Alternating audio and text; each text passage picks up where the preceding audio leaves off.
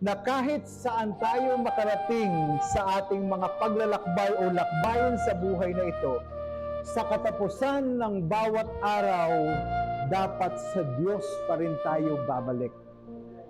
Amen?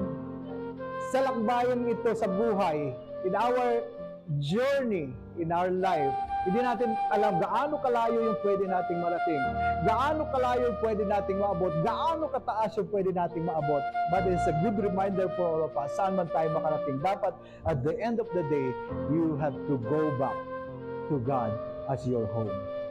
Amen? Huwag natin kalimutan kasi ang dami po na dahil naging matagumpay yung kanilang paglalakbay, ang daming naglakbay na hindi na naalala yung pinagmulan nilang Diyos na umalalay sa kanila sa simula.